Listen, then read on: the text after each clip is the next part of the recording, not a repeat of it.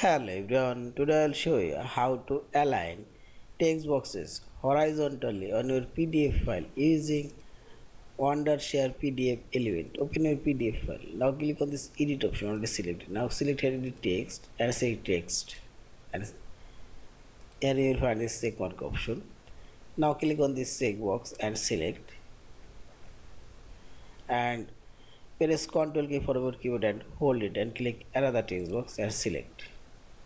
And this right sidebar properties and stop, here you will find this align option, click here, and this is align text box, align horizontal center, and see this.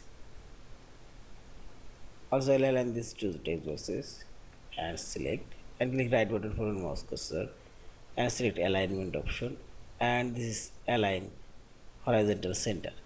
See this. Also you can adjust text boxes top and bottom alignment, and this is bottom alignment.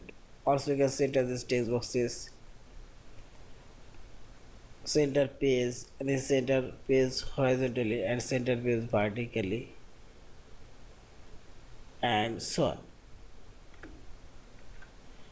And finally select this file option, save or save as in PDF file.